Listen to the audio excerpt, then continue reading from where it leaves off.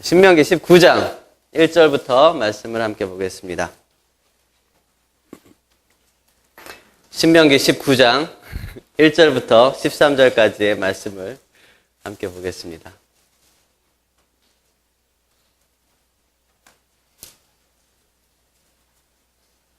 제가 가진 성경으로 291쪽, 구약 291쪽에 있습니다.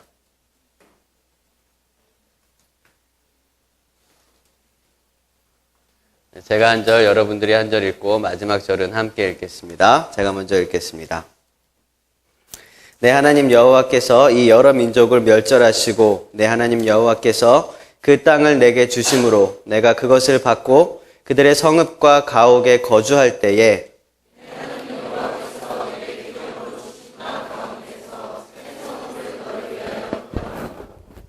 내 하나님 여호와께서 내게 기업으로 주시는 땅 전체를 세 구역으로 나누어 길을 닫고 모든 살인자를 그 성읍으로 도피하게 하라.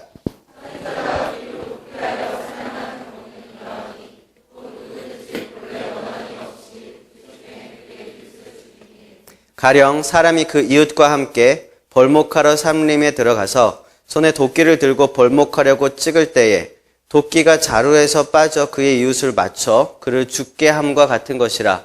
이런 사람은 그 성읍 중 하나로 도피하여 생명을 보존할 것이니라.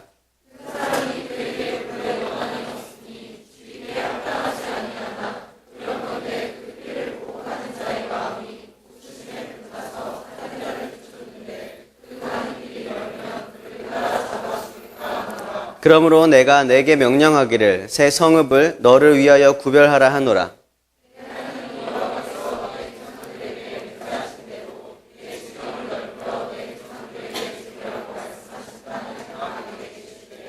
또 너희가 오늘 내가 너희에게 명하는 이 모든 명령을 지켜 행하여 내 하나님 여호와를 사랑하고 항상 그의 길로 행할 때에는 이 셋 외에 새 성읍을 더하여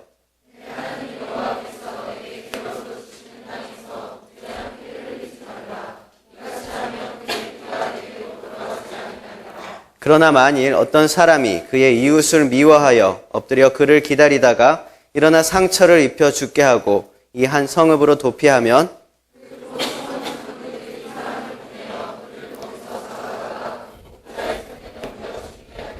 함께 있습니다. 내 눈이 그를 긍휼히 여기지 말고 무죄한 피를 흘린 죄를 이스라엘에서 제하라. 그리하면 내게 복이 있으리라. 아멘. 네. 이 말씀을 어제 보셨던 분 있습니까?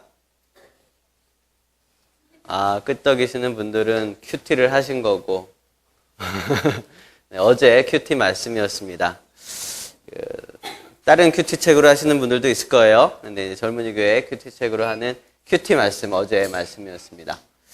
여러분 탈리오의 법칙이라는 것을 아십니까? 탈리오의 법칙, 탈레오의 법칙, 뭐 이렇게도 얘기하는데 여러분 아실 거예요. 눈에는, 이에는, 손에는, 발에는, 생명에는, 머리에는, 목에는, 코에는. 네, 그게 탈레오의 법칙입니다. 이 탈리오의 법칙만큼이나 무자비한 그런 법칙은 없을 거예요. 그런데 이 탈리오의 법칙이 가장 잘 지켜지는 종교가 어느 종교인지 아십니까? 기독교, 불교, 이슬람교? 이슬람교? 아닙니다. 초등학교입니다.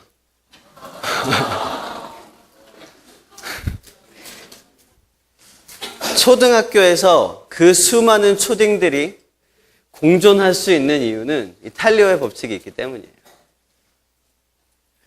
그런데요, 이 탈리오의 법칙이 반드시 있어야만 하는 곳이 바로 초등학교이기도 합니다. 어떤 아이가 다른 친구의 어깨를 딱 때렸어요. 초등학생이. 이 친구가 왜 때려? 그러고 딱 때렸어요. 그때 맞은 애가 화가 났습니다. 내가 언제 그렇게 세게 때렸어? 그러면서 애를 또 때리는데 어떻게 때려야 돼요? 쟤가 나를 때린 거 빼기 내가 쟤를 때린 것만큼만 때려야 되잖아요. 근데 그렇게 때려요? 더 세게 때려. 빵! 그럼 쟤는요, 또 이제 화가 나가, 야, 네가 먼저 때렸잖아. 그러면서 어떻게 해요? 얘가 먼저 때린 거 더하기, 두 번째로 때린 거 빼기, 얘가 처음에 때린 것만큼만 때려야 돼요. 근데 의자를 던집니다. 그렇게 싸움은 시작을 하는 거죠. 이게 초등학교에서 일어나는 거예요. 그래서 초등학교에는 반드시 탄료의 법칙이 필요합니다. 이만큼 때렸으면 딱 그만큼만 때려야 되는데 과하게 복수를 해요.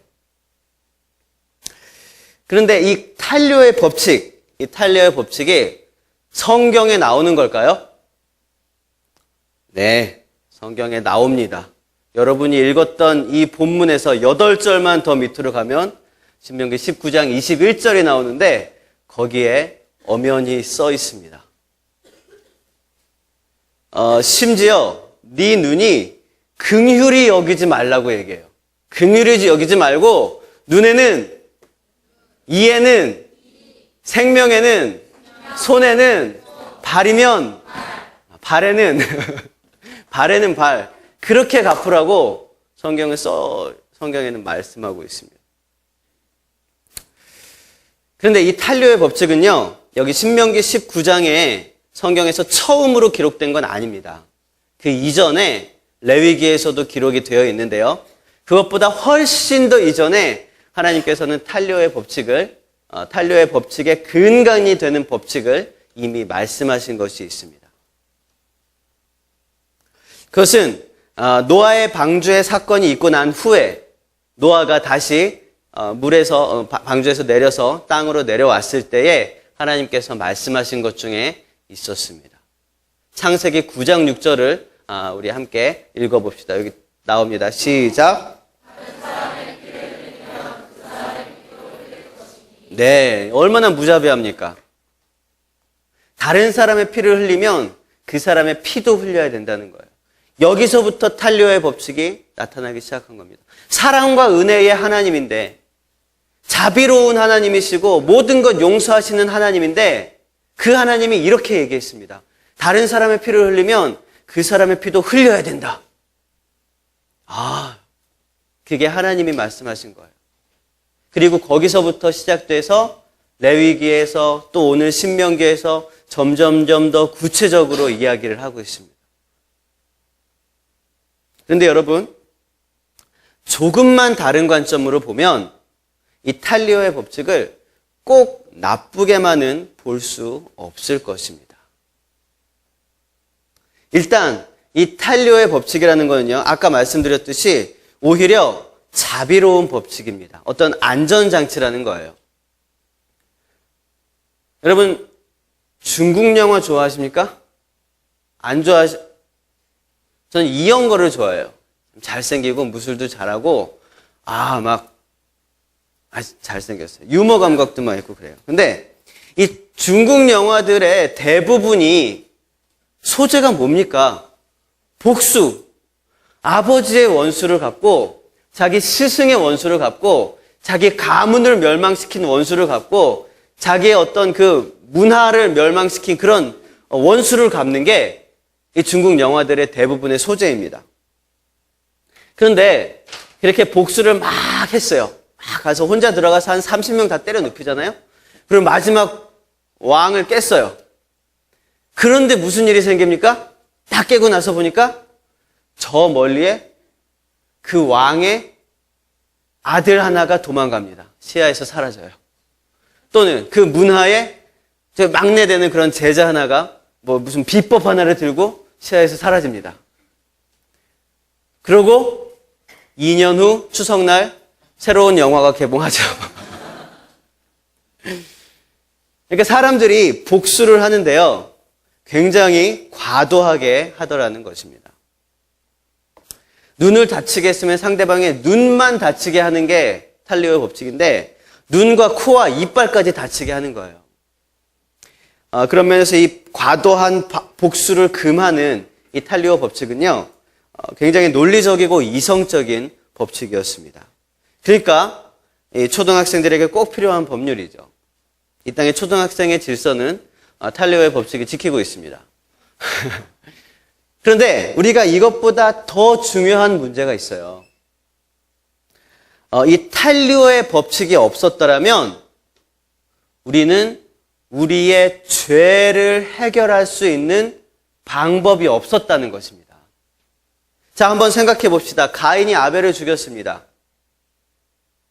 그러면 탈리오의 법칙이 없었더라면 가인은 어떻게 해야지 이 죄의 대가를 치를 수 있을까요?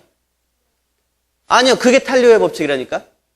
죽어야 되는 거면 탈리오의 법칙이에요. 근데 이 탈리오의 법칙이 없었으면 가인이 아벨을 죽인 죄를 어떻게 대속할 수 있었을까요? 어떻게 그 죄에 대한 책임을 질 수 있었을까요? 다시 죽은 아벨을 살려야 돼요. 다시 죽은 아벨을 살리고요. 그에게 있었던 모든 고통과 상처와 또 그 공백 기간의 모든 손해를 메워주고 또 모든 아픔들을 다 깨끗이 낫게 해주어야지만 이게 원상복구 시켜야지만 그게 죄의 대가를 지불하는 그런 과정인 거예요. 근데 어떻게 죽은 사람을 다시 살릴 수가 있습니까? 가능합니까? 그렇지 않습니다. 그러니까 한 번 살인을 한 사람은 영원히 용서받을 수 없게 되어버리는 거예요. 탈리오 법칙이 없었으면. 그런데 이 탈리오의 법칙이 딱 제정되고 나서는 어떻게 됩니까? 죄의 해결을 위해서 아벨을 굳이 살리지 않아도 어떻게 하면 돼요? 가인이 죽으면 죄가 해결되는 거예요. 내가 아벨을 죽였으니까 그 방법 그대로 내가 죽으면 죄가 해결된다는 것입니다. 이게 탈리오의 법칙이에요. 생명에는 생명으로. 탈리오의 법칙이 아니었으면요, 가인은 죽어도 죄의 대가를 치를 수가 없었어요. 그런데 탈리오의 법칙에 의하면 가인은 죽으면 죄의 대가를 치를 수가 있었다는 겁니다. 그러니까 하나님이 제정해 두신 이 탈리오 법칙에 의하면 하나님 보시기에 죄가 있으면 어떻게 해야 됩니까? 그 사람이 죽어야 합니다. 그래서 노아 시대에는요, 당대의 완전한 의인이라고 표현된 노아, 이 한 사람만 빼고 나머지는 다 죽었어요. 방주, 노아의 방주. 다 죽었어요. 노아와 그의 가족만 남고 나머지는 다 죽었습니다. 이런 문화권 아래서, 이런 생각, 이런 사상 안에서 도피성이라는 이 제도는요, 어마어마한 은혜의 제도였습니다. 아니, 내가 죽였으면 내가 죽었어야 되는데 그것이 의도치 않은 실수였다는 것이 증명되면 어떻게 되는 거예요? 아, 내가 보호해 줄게. 도피성으로 들어와. 이 안에 들어가면 죽임당하지 않도록 보호해주는 절차가 바로 도피성 절차였다는 것입니다. 내가 실수로 그렇게 되었을 경우에. 그 얼마나 은혜로운 자비입니까? 자비.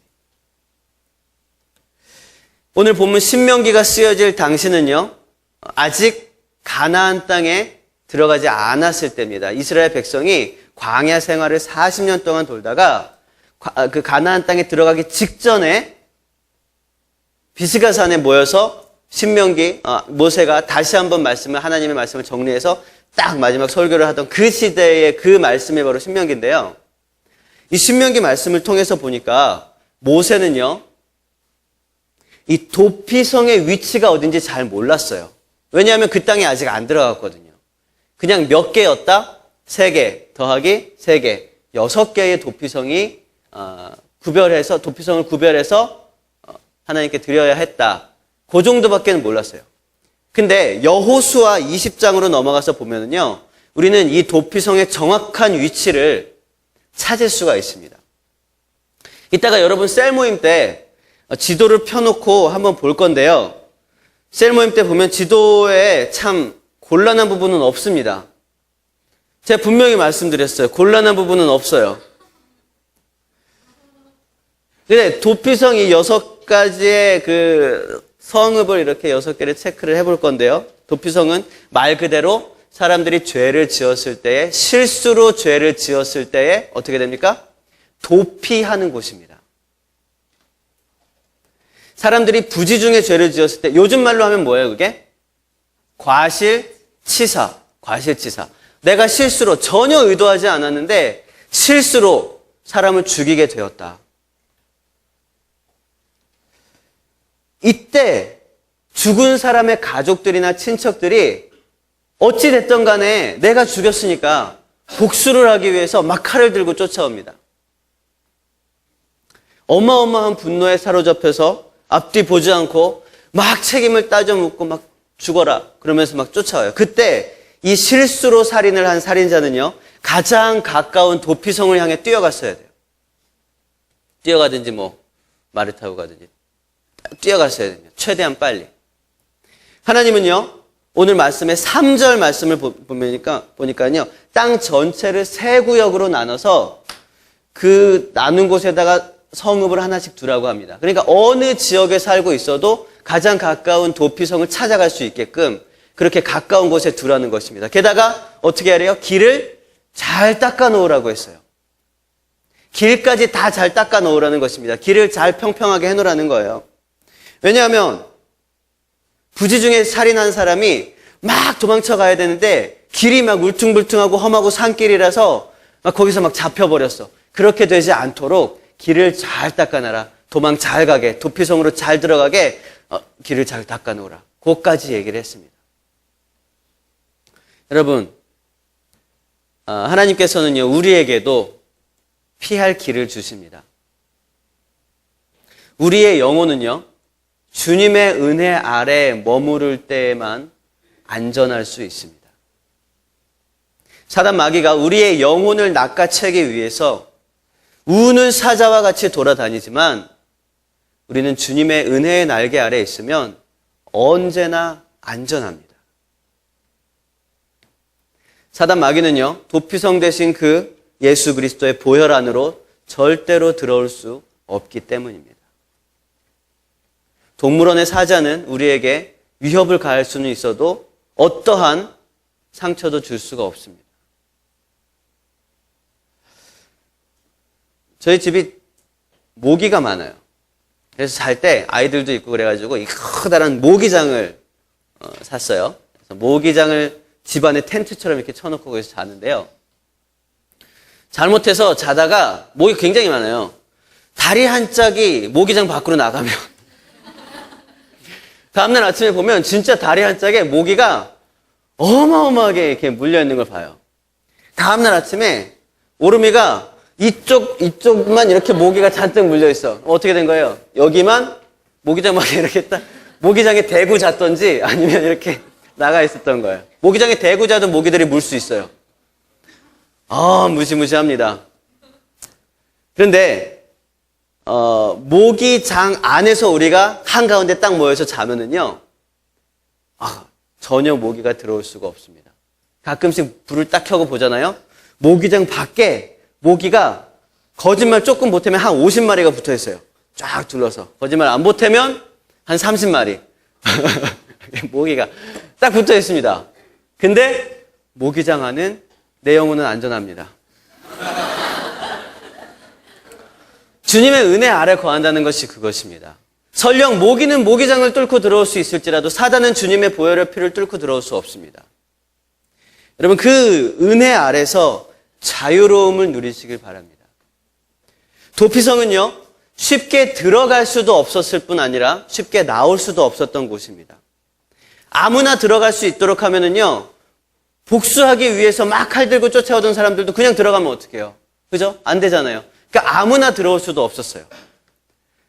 근데 반대로 도피성 밖으로 쉽게 나올 수도 없었어요. 왜냐하면 이 살인한 사람들이 도피성 밖을 나왔다가 복수하는 사람들을 딱 만나서 이 사람들이 얘네들을 죽였어. 그럼 이건 합법적인 죽음이 됩니다. 탄류의 법칙이니까 생명이네 생명으로. 그러니까 이 살인자들은요, 도피성 밖으로 쉽게 나올 수 있었을까요? 아니요, 전혀 나오지 못했습니다. 그 도피성 안에서만 살게 되는 것이었죠. 여러분, 우리가 은혜 밖으로 나가는 것이 참 자유로울 것 같습니다. 교회만 안 다니면 너무나 자유로운 세상을 살 것 같습니다. 그렇지 않습니다. 물고기는 물을 떠나서 살 수 없습니다. 기차는 기찻길을 떠나서 달릴 수 없습니다. 우리는 주님의 은혜 밖으로 나가서 단 한순간도 살아갈 수 없는 것이에요. 죽음으로부터 보호받을 수 있는 은혜의 그 도피성에 머무르시길 바랍니다. 그런데 하나님께서는 우리를 보호하십니다. 보호하시는 그 은혜를 뛰어넘는 은혜가 있어요. 우리는 방금 전에 노아의 방주 직후에 탄료의 법칙을 선포하신 하나님의 말씀을 보았습니다. 눈에는 눈, 이에는 그렇게 말씀하셨던 하나님께서 또 뭐라고 얘기를 하셨냐면요. 출애굽기 13장 13절 말씀을 보니까 한번 읽어봅시다. 시작. 나귀의 첫 새끼는 다 어린 양으로 대속할 것이요 그렇게 하지 아니하려면 그 모든 것을 것이며 내 아들 중 처음 나는 모든 자는 대속하였습니다. 피해는 피로 갚아야 되는데요. 오늘 말씀 보니까 나귀의 첫 새끼를 대신해서 뭘 죽일 수 있다고요? 어린 양을 죽일 수 있다는 거예요. 그러니까 이 나귀가 죽어야 되는데 어린 양을 대신 죽일 수 있다는 거예요. 심지어는 그 바로 다음에 뭐라고요? 내 아들 중 처음 모든 난 자들을 그러니까 사람도 대신해서 동물을 죽일 수 있다는 거예요. 이 대속의 원리, 대속의 법칙, 탄료의 법칙을 말씀하신 그 하나님께서 대속의 법칙도 동일하게 말씀을 하셨다는 것입니다. 그렇기 때문에 노아 시대에는요, 당대의 완전한 의인이었던 노아만 빼고 다 죽었어요. 하지만 예수님 시대로 오게 되니까 어떻게 돼요? 당대가 아니라 전 인류의 완전한 의인이신 예수님만 죽고 나머지는 다 살 수 있게 되었습니다. 이것이 대속의 원리입니다. 대속의 법칙. 대신 죽을 수 있는, 대신 죽으면 죄가 해결되는 그 법칙입니다. 도피성에 숨어있던 이 살인자가 도피성 밖을 자유롭게 나갈 수 있게 되는 때는 언제였을까요? 민수기 35장 25절에 보면 한번 읽어봅시다. 시작.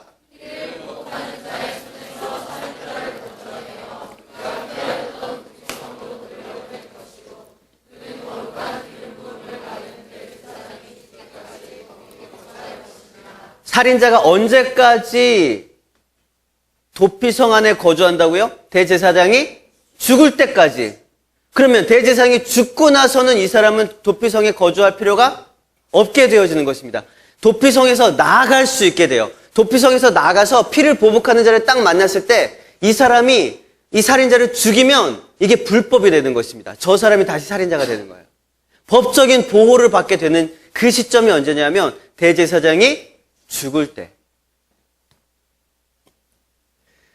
여러분, 대제사장의 죽음이 부지 중에 살인한 그 살인자의 죄의 대가를 치르게 된다는 사실입니다. 우리는 여기서 누구의 죽음을 떠올릴 수 있게 됩니까? 아마도 구약 성경 이 시대에 그 도피성에 있던 사람들, 그 대제사장들, 그 모든 이스라엘 백성들은 이 법칙을 알고 있었을 거예요. 아, 대제사장 죽으면 모든 것들 다, 모든 사람들 다 나갈 수 있다. 이 법칙을 알 수는 있었지만 아마 이것이 무엇을 의미하는지는 전혀 몰랐을 것입니다. 하지만 우리는 지금 이걸 고백할 수 있어요. 이 대제사장의 죽음이 무엇을 의미하고 있습니까? 히브리서 2장 17절을 함께 읽어봅시다. 시작.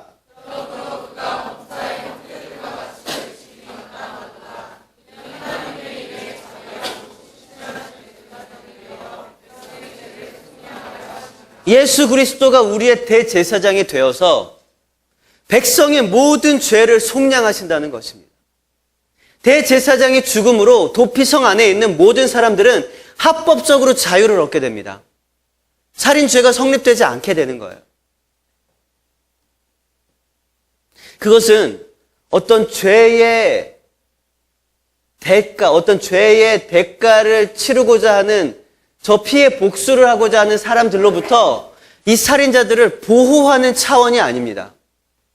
보호하는 차원을 넘어서서 그 죄의 대가를 아예 해결해주는 그 은혜예요. 그 은혜. 보호해 주시는 것도 어마어마한 은혜예요. 하지만 그 죄의 대가를 해결해 주시는 은혜, 그것이 바로 예수 그리스도의 은혜라는 것이에요. 내가 죄를 지어서 쫓겨다닐 때 나를 끌어안고 나를 정죄하는 저 사단 마귀의 모든 정죄로부터 나를 이렇게 보호해 주는 것, 그것도 너무나 감사하고 은혜롭지만 그가 지은 죄가 무엇이냐? 내가 대신 갚겠다. 목숨이냐? 내가 죽겠다. 그러고 죽으신 예수 그리스도의 그 은혜. 그것이 대속의 은혜입니다. 그것이 예수 그리스도의 십자가의 사랑이고 은혜. 사실 하나님께서 도피성을 세우신 이유도, 율법을 만드신 것도, 탄류의 법칙을 만드신 것도, 예수 그리스도의 그 십자가를 세우신 것도 그 의도는 모두 다 같습니다. 죄를 우리에게서 제하기 위해서예요. 우리에게서 죄를 해결하게 하시기 위해서 하나님께서는 이 모든 것들을 만들어 놓으신 것입니다. 원래 우리는 하나님의 사랑받는 자녀입니다. 그러나 우리가 우리의 삶 속에 죄가 들어오고 우리의 본성이 죄로 얼룩져 버리고 우리를 더럽히게 되었습니다. 우리는 죄로부터 벗어나고 싶고 죄로부터 죄를 씻어내려고 그렇게 무던히 애를 썼지만 우리의 노력으로는 불가능했습니다. 오직 믿음으로 십자가의 보혈로 나간 자만이 그 죄에 대한 모든 대가를 치르게 되는 것입니다. 여러분, 성결하게 하시는 그 하나님의 은혜에 감사하시길 바랍니다. 있는 모습 그대로 주님 앞에 나갈 수 있는 유일한 이유는 우리의 죄를 그 주님께서 씻어주실 수 있기 때문입니다. 하나님은 우리를 심판하십니다. 심판하시는 심판주가 되십니다. 그러나 심판주만 되신다면 우리 그 누구도 하나님 앞에 나가 설 수가 없게 돼요. 그 누구도 하나님 앞에 의롭다 칭하심을 받을 수가 없게 됩니다. 하나님께서는 친히 우리를 의롭다 말씀하십니다. 그 이유는 오직 예수 그리스도의 십자가의 보혈 때문이죠. 그것은 어떤 추상적이거나 관념적이거나 어떤 상상 속에서 일어난 그런 일들이 아니에요. 실제로 십자가라는 형틀에 예수님께서 육체를 입고 오셔서 못에 박히셔서 피를 흘리신 것입니다. 죽임을 당하신 것입니다. 그 손과 발 옆구리에서 흘러나온 찐득찐득한 그 피가 저와 여러분의 죄를 대신해서 흘리신 피가 되었던 것입니다. 저와 여러분의 모든 죄를 깨끗이 씻어내렸던 그 피가 실제로 십자가에서 흘렸던 그 예수 그리스도의 피라는 사실입니다.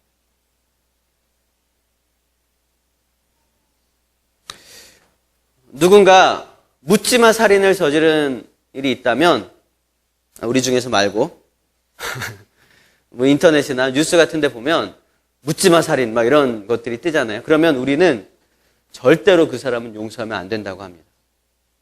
그 사람은 정말 아무 이유 없이 고의로, 의도적으로, 계획적으로 살인을 저질렀기 때문입니다. 우리는 절대로 용서할 수가 없어요.